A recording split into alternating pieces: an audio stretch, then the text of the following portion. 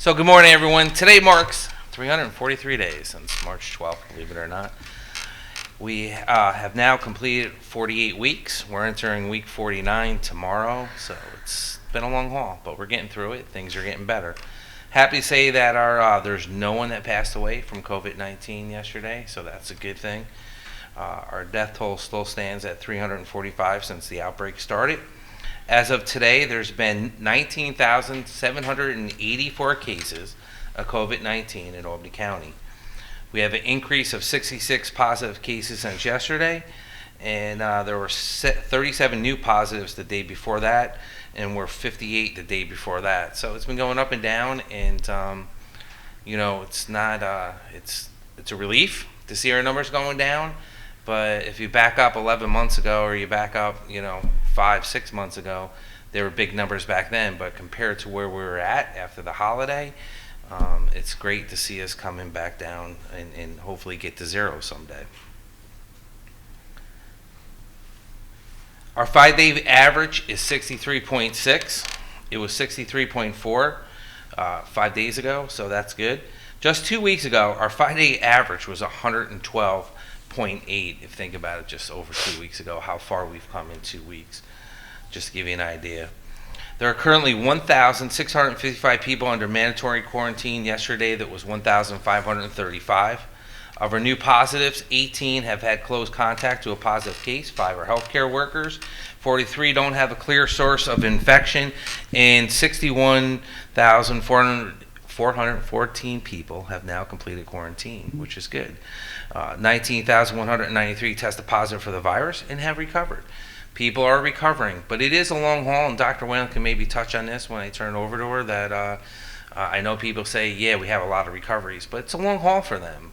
Lung issues into the future, pulmonary issues that they got to deal with, and the doctor can talk more about that, but it's they're not out of the woods. They still have a long way to go when they get through this. So, it's good that they got out of the hospital, but we still have a long ways to go. And you're seeing different things pop up around this country. We have 96 recoveries since yesterday, which is good. There were 6 new hospitalizations overnight. We currently have 58 people hospitalized from the virus. Yesterday it was 57. Currently have 11 people in the ICU. The day before that was 10. So still good numbers to where that's where we were at. Last time our hospitalizations were this low was back November 27th. So again, it's good to see it come down. There was only 43 county residents in the hospital back in November. So again, it's nice to see the numbers coming down, and you can see from the graph on the screen some of the other data that we've been looking at, and we've been going in the right direction. Albany County 7-day average for percent positive rates has dropped now below 2%. And the Capital Region 7-day average is 2.1%, which is good. The Capital Region hospitals continue to trend upwards. We're now at 32% hospital beds available. You got to remember, a couple weeks ago we were at 24. ICUs were at 19%. So that's, again, all good things going in the right direction.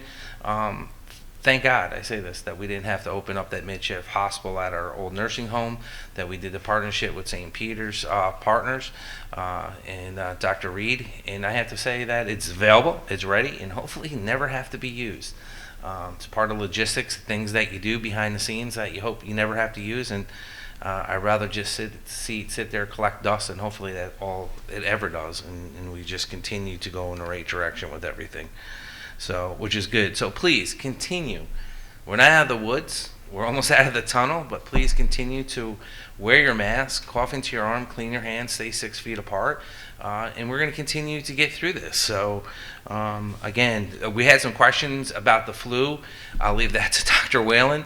The numbers, from what I've been told, they're down, but I'll let the doctor talk about that, about the flu season and cases like that. So, again, does that contribute to wearing masks and socially distancing? I would say yes, but I'm not the doctor, so I'll leave it to Dr. Whalen. I turn it over to you, Dr. Whalen. But for those who want to get the vaccines, to see if it's in your category, 1-833-697-4829. Also, please, United Way, Pecan, thank you. And to the United Way people in general, thank you for everything that you're doing. But you can call to find out about vaccine questions, eligibility, how to navigate appointments. how to, just any questions. It's available 24/7, 7 days a week, 365. So please call them. It's been a huge help for people that aren't computer savvy or just don't want to spend the day. And Dr. Wellen, I'm going to throw a lot at you today, Dr. Wellen. She can talk about how quick the pods fill up, in a half hour, and it's hard. So if you're not quick and you're not on top of it, it goes away. So please, I want to just remind people there's other means out there. So also a reminder, we've launched our pre-registration tool to get people signed up so it's easier to contact with our vaccine clinic. Purposely did that because of what was going on around the state and people having a hard time. That's been a huge success in our vaccine clinic with Mohawk Ambulance that we started.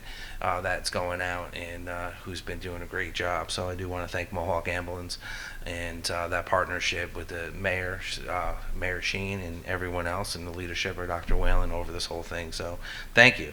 The link can be found at Albany County's website, albanycounty.com. As always, please go there and you can see the times, dates, eligibility, and wait times.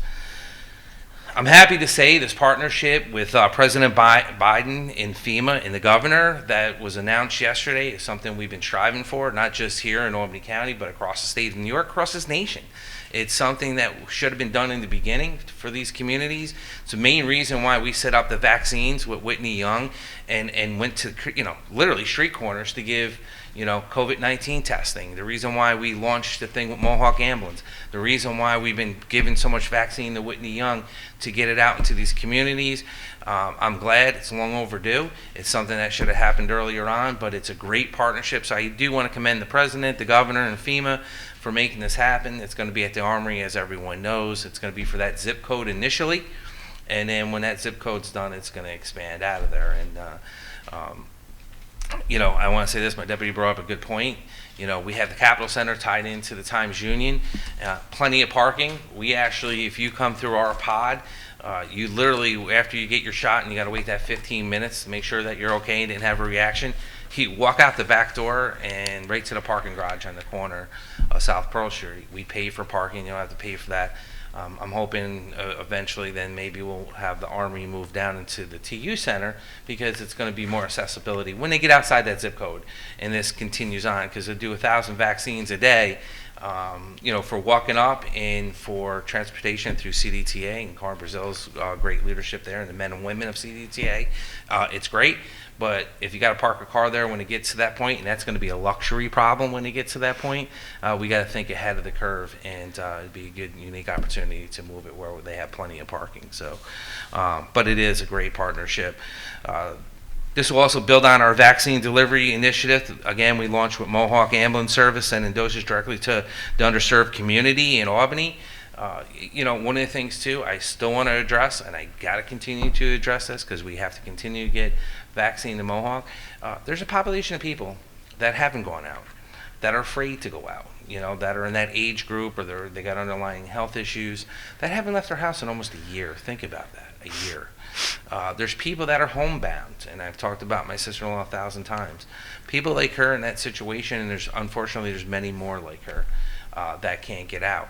Their aides come in. It's not like they don't have exposure to the outside world. Their aides come in, the caretakers come in, all the things have to be taken care of at their house. So they're being exposed. Their house is being exposed. People in their house are being exposed. We want to get that shot into them, and that's why it's crucial to keep the vaccine and get it to the people who needs it. And that's why I said to people, if you can wait. If you can't, wait your category. I know it's tough, but President Biden has announced that I think New York could be getting like over 30 million or close to 30 million vaccines shortly in the next couple of weeks. It's going to be here. That's probably including second doses too, but there's 19.6 million New Yorkers. So do the math, and who's gotten vaccinated already, we're almost there. So we got to continue that partnership as always. I do want to say I was happy that Albany County, and I want to thank Dr. Whalen for working with the Center for the Disabled and making sure that we gave them vaccine to get them started. It was awesome. We gave them 300 doses yesterday. Albany Med, Dr. McKenna's leadership at Albany Med, 150. John McDonald, Assemblyman McDonald, showed up to help out, being a pharmacist, came in to give shots. it was a great feeling because that's what we fought for, and to make sure that this community doesn't get left behind. Because if you look at all the people that unfortunately passed away with this, it was in that category. It was in people with underlying health issues. That, in my opinion, and I'm not the doctor, so I'm not going to second guess a lot of this, but we should have addressed that issue first. They should have been the first ones. Healthcare workers, yes, because they're on the front line. Every hospital staff, EMS, yes. But this group should have been taken care of. You know why it didn't? I don't know, but we're doing it. So thank you to everyone that's making this happen. It's great to know that. So I was extremely happy with the state when it opened up appointments this week for people with underlying health issues. I know it's been an issue. I know people are telling me they couldn't get appointments. They had an issue over the weekend. I can't explain that. I don't know. That's a state DOH question of why it filled up so quick and people are having an issue. So, that's again why we did our portal, so you don't have to worry about this, so we can mathematically you register. And I should have checked that number when we first launched. It was over 8,000 people, 6,200. I'm going off of memory, so if they're not correct, you can check with Mary or Cam. 6,200 were Albany County residents, and it's probably more than that now since we've launched it, a lot more than that. But again, here's your peace of mind. We're going to get to you. The health department's going to get to you when you fall in your category, or it might take a couple weeks.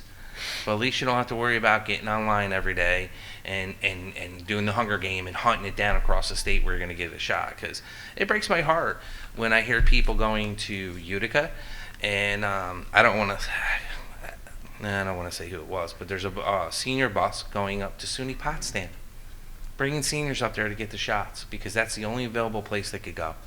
I mean, seriously, it's the 21st century. Can we move that supply down here to Albany? I mean, it's just logistics, right? It's easy enough to do. But yet we're going to ship a bunch of seniors on bus for 4.5 hours or 4 hours, whatever it takes. By bus, it's probably a little longer, 4.5, 5 hours to get to SUNY Potsdam and give them the shots and get them back. It's crazy. I mean, somebody at DOH has to be really thinking this through and saying, "Hey, look, let's make this happen. If we have these appointments, let's ship that. Let's take someone to drive it in a car in a freezer, bring it down to Albany, and let them get their shots there." But I can only control what I can control, and we're doing what we can here on a county level. But again, everyone needs to do their job. So even though I've been a member of the New York Army National Guard, I hate to say this, over 30-some years in the military. I could have got the shot back in December. I chose not to. I chose to lead by example and not to put myself and say I'm more important than anyone else. I waited. But I was advocating because when I think of my sister-in-law and people in that situation and underlying health issues, they should have got it. So when it opened up, I decided myself as being a senior NCO and Major Joyce, who's the chair of the legislature, we decided to do our part and go down to Camp Smith and get the shot on Tuesday. So I did. And the other issue why I decided, because people ask me this question why I was waiting, is being a leader in the New York Army National Guard. Unfortunately, in the military, a third of military are refusing the shots. So it's just not minority communities, it's military personnel, a third. They're having an issue that just don't want the vaccine. They don't feel comfortable about it. I don't want to give the numbers out. I'll leave General Shields' team to decide what they want to say, the numbers of troops who've gotten it here in the National Guard and Air National Guard, the men and women. But we need to do a better job. The National Guard, in its history of the National Guard, has never been more mobilized today than it's ever been. They're being used for everything, not just the war in Afghanistan, but all over the state of New York. And they're going to be on the front line giving out the vaccines, just like they're on the front line down in D.C. during the swearing in of the president, and they're still stationed there. So it is important to show my fellow soldiers, men and women, that they should get the shot. It's safe. And I get it. There's a lot of issues, not just in the military, but in the black and brown community, whether or not it's safe. Like, I can tell you, when I went to Iraq, the hardest decision I made, and I didn't want to do it, I got the anthrax shot. So I got biochemicals injected, not once, not twice, not 3 times, 5 times, through my mobilization to get us that stuff. So think about that, and there's a lot of issues that soldiers had with that, and I continue to have because of them shots that I took. But this is something that is so important. The more shots that get in the arms, we can start to open up. we can get there. And, we need everyone to do their part. So I want to thank Chairman Joyce, and we actually got to spend the day together driving. So I did, I had him captured so he couldn't get out of the car. And, we discussed a lot of good things. So it was good. We got to spend the day together and get the vaccine. But please, people, do your part. Get the vaccine.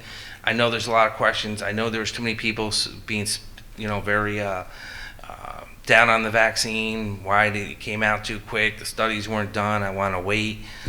If you want to get past the mask and you want to get past the social distancing and you want to get back to the world that we used to live in, it will never go back. It's always going to be changed going forward. But if you want to get back to some type of normalcy, we need you to get the vaccine. So please call 211, call anyone, look online, do your homework, and you'll get through it. So again, we're also going to be launching another support for the vaccine. We'll be coming out with another PSA soon, and a third after that. So they've been very successful. So please stay tuned for the PSA commercials that will be coming out. I also want to remind people, because of the winter storm earlier this week, shipment of vaccines have been delayed across the Northeast. So our pod that we normally would have had Thursday is probably going to be Monday. That's why the link has not gone up. That's why we haven't talked about it.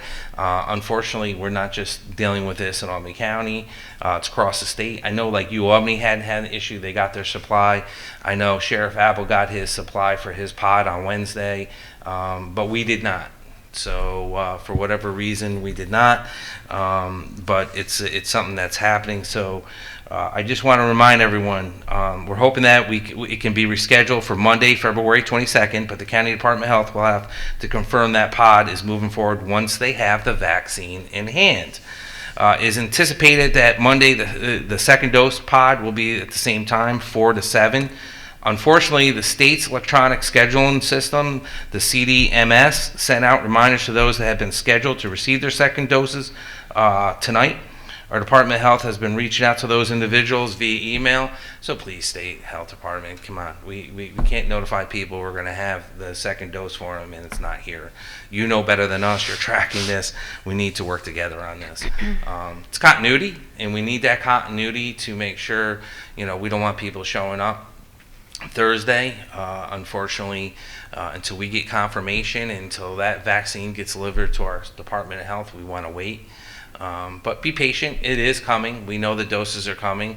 It's going to be a busy time for our Department of Health because if they have to wait till Monday, you got to figure, they'll be doing over 1,600 people on Monday, and then a pod for that next week will probably be the same, if not more. It's going to be a lot of work, and my heart goes out to the medical corps that volunteers every day for this, and to the Department of Health and all the people down there that have to do the logistics. But again, please be patient. And Dr. Whalen. Thanks. So good morning, everybody. I think we'll probably, I'll start with just reiterating that information about tonight's scheduled pod. We were told during the week that we should anticipate vaccine up till yesterday. So I appreciate that it is a last minute cancellation for a lot of people, but we didn't want to have to cancel until we were sure we were not going to be getting vaccine. And as of this morning, we still have not received vaccine. I know this is difficult for people, and I know that the scheduling in general has been a difficult proposition. And I want to explain a little bit about that. We, in our pod, and it's the same for anybody that is currently operating any kind of vaccine efforts, have been told not to schedule people until we get vaccine in hand. So because we are not completely in control of the chain, we have to wait until the vaccine has arrived at the health department before we can schedule a clinic. Usually, the vaccine arrives on Monday or Tuesday, and we schedule Tuesday afternoon for a Thursday clinic. Because the other piece of that is that we are also held to the task of getting out every single vaccine that we receive within a week. So it's a tight timeline, and it is something that we appreciate people's patience with. the fact that a link will go up on Tuesday for a Thursday clinic is just the way that it has to be. I also know that, people are concerned about, how do we know where vaccine is? Wouldn't it be easier if there was a central site that we could go to and know who this week gets vaccination or gets vaccine supply? And because of that tight turnaround, that has not been able to be orchestrated to date. I still have hopes that as we get into a regular swing of things in the coming days and weeks, that this is something that we can do and we can share with people so they will know, this pharmacy has got vaccine this week. This health department has this many doses. We're always transparent with what we have, but we don't always know what everybody else has. And so this is what creates this difficulty and this confusion and this, dissatisfaction, which I completely understand. But right now, we are all working within the constraints of that very short timeline. And as such, it's difficult to pre-plan. So from that perspective, I want to talk also about the pre-registration. Getting your name on the pre-registration list is a good option for people that may not feel comfortable with signing up or looking every day for refreshing sites and trying to sign up online. But we also need to continuously discuss the fact that the supply does not meet the demand. I believe there are currently about 17,000 people that have signed up on that list. And if you look at the supply that we get, we receive about 1,000 to 1,300 doses per week. So we have to look at the priority populations that we have been mandated to work with, which are currently the 1B essential worker population and those with comorbidities, with a focus for us on the 1B essential worker population. We can only schedule people that fall into those criteria. And so we can use this registration list to identify those individuals. We also want to use the registration list to be able to ensure vaccine equity. I know I have discussed previously that at our pods, the way that there has been sign up, we've been concerned that we are not seeing a representation of the community that reflects our demographics. We want to see that. We want to see more Black and brown members of the community coming into our pods. Thus far, we have done a lot of reaching out to leaders in the community, to members of the community, to community-based organizations to try to provide us with individuals that may be interested in vaccines so that we can target individuals from high-risk communities. Because again, it's important to remember that what we have seen nationwide is that these populations are disproportionately affected by COVID with more severe disease and higher rates of death. So it's important that we determine ways that we can target these communities. And this list will enable us within census tracts, within zip codes, to be able to target high-risk community residents. It is one of many efforts that we are undertaking and working both within the context of the health department and the regional hub to ensure that there is vaccine equity. Part of that also has to be education and ensuring that leaders within the community know that this is a safe and effective vaccine. So I want to say again, this is a safe and effective vaccine. The studies that have been done provide us with enough information to let us know that there is a decreased risk of severe illness and death and of coming down with symptoms related to COVID-19 of about 95% with individuals that are vaccinated with the 2-dose regimens of Moderna and Pfizer. This is a fantastic result. And, we talk about flu every year. The flu vaccine hardly ever approaches efficacy rates that high. It's usually about 60%, and sometimes it can be lower. So to have a vaccine that is that effective is really, it's a wonderful, wonderful opportunity. But we need more supply.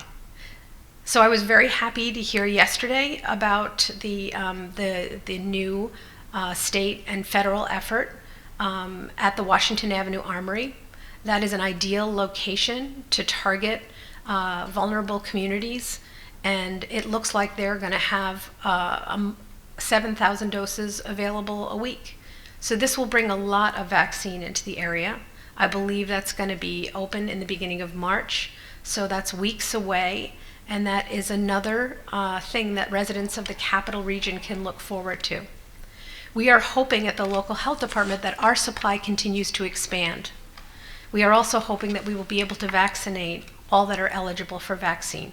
It makes sense. So we will be looking in future weeks to work with our partners around ensuring vaccine gets out in the most equitable and best way possible. We've had great success with our pods. They operate very smoothly. To date, we have vaccinated 4,318 individuals, and we have used every single dose that we've received, and we will continue to utilize every dose that we receive. We have not had any severe adverse effects at our clinic. We have found that people do really well after the first vaccine, and sometimes after the second vaccine, people feel a little bit under the weather for a couple hours, a few hours, maybe a day or two. What this is your immune response kicking in, making antibodies. That's why you feel a little bit under the weather. It is not a live vaccine. It does not give you COVID. These are very important points. It's a good sign that the vaccine is working with your immune system. Again, it's important for people to realize that the full immunity takes 2 weeks after the second dose to kick in. Your body takes time to make antibodies. So do not assume that you are safe until 2 weeks post your second vaccine. And it is still important for those of us who have received the 2 doses and are outside that window to continue wearing masks. Because the way that the vaccine was studied was, the endpoint was protection against disease and death. We do not yet have enough data to ensure us that individuals who are fully vaccinated cannot carry small amounts of the virus and infect others if they become exposed. So for that reason, until we get to the point of herd immunity, even if you are fully vaccinated, continue to wear a mask to protect others. This is essential, and it is going to be a staple of continued important public health behavior for the next few months while we watch the vaccine roll out and while our supply increases. It is our hope that we will be able to reschedule the clinic for Monday. Again, we cannot confirm that until we get receipt of the vaccine at the department, and as of this morning, there is no update. I know it wasn't just the Albany County Department of Health that faced this concern. Most vaccine sites in New York have been affected by the storms in the south. And on our call with the regional hub yesterday, most providers indicated that they had not received shipments of the local health departments in the area and others who were seeking to have clinics this week. So this is out of our control. And again, I appreciate everybody's patience on it. I know the county executive brought up influenza, and I will say if anybody wants to look at numbers around influenza, the New York State Department of Health submits a weekly influenza surveillance report at this time of year. Normally, February is peak month for influenza. We are normally seeing high rates of influenza. We are only seeing sporadic rates, and I think the likelihood is really because the vast majority of people are practicing good public health measures, and there is less opportunity for the disease to spread. So we are seeing less flu, and that's another piece of good news. And we do continue to see decreasing numbers of cases in the county, which is more good news. We do temper that with the concern around some models nationally which have indicated that we should be concerned about the highly contagious variant, the UK variant, which may be evolving into the more dominant strain in March. So we are very carefully watching the numbers. Right now, things are looking pretty good, and that is reassuring. It is, a testimony to people's behavior. We are really in a position to continue to work towards getting the vaccine out and ensuring we have more individuals that are protected. And we are, closely watching the epidemiology of the number of cases. Specifically because this is something we often discuss at these conferences, I will say the rates in schools have really decreased significantly, which is good. And we talk about a focus of getting kids back to in-person learning. And I think that, now we are, in a pretty good position for that. And we are looking at our guidance and looking at our policies. And, schools can expect to hear from us within the week about a policy change that we will be making about classroom quarantines. We are going to be looking more at, as we have seen, the epidemiology not point towards disease spread within the classroom. We will be looking at more tailored and targeted approaches to quarantine in the school environment. And I know that will come as a big relief to a lot of our school administrators who continue to work very hard on ensuring the safety of their student population. Were there other things that you wanted me to, did I? I think you covered it all. Okay, so I think, again, apologize for what we can't control for this evening. Hopefully we'll get back on track with 2 clinics next week and get ourselves back in good stead, and increased vaccine coming to Albany County, and cases continue to decrease. So let's end on a good note today. Yes, thank you, Dr. Wimlin. And yeah, unfortunately, State Department's still not confirming about vaccines shipments in. So hopefully that changes. And thank you for all your hard work. And again, identifying that we have been working hard with housing and doing our due diligence with a lot of different organizations, too many to list, of trying to get more African Americans and brown people to get the vaccine. And that's why we launched the PSA commercials. We need your help. We need you to step up and come out and get your shot and do the right thing so we can get closer to getting opened up. So I do want to say the testing sites with Whitney Young still requires an appointment if you want to get a test. 518-465-4771. University of Albany, as always. You don't have to pay anything, healthcare, the rest of it. 188-364-3065. Albany County, to view the testing, which I said earlier, you can go on there and look at all the different sites. And our mental health. And I know that's not just been an issue here in Albany County in the state of New York, but across the nation. How it's affecting not just seniors and adults, how it's affecting children. Please take the time, call it if you need it. It doesn't matter, whatever you think it is. Even if you think it's a nonsense, call. Let them decide. Let someone there to be there for you. Please, it's 7 days a week, 8 a.m. to 5, 518-269-6634. Our 24-hour sexual assault hotline number, as always, 518-447-7716. Also, you can text now and you can email and not worry about someone hearing you if you're afraid to use your phone. 211, as always, the New York State hotline. Again, I do want to say to everyone, thank you to everyone that's doing the right thing. We're almost there. We're almost out of this. It's still going to be a few months, as Dr. Wellen said, with 17,000 people. It's going to take time. We have the demand. We just don't have the supply, but we'll get there. But before we take questions, I do want to put this out there, some good news. The New York Census 2020 sent us a thank you letter to my office. the Office of the County Executive for our leadership in helping with the census for 2020.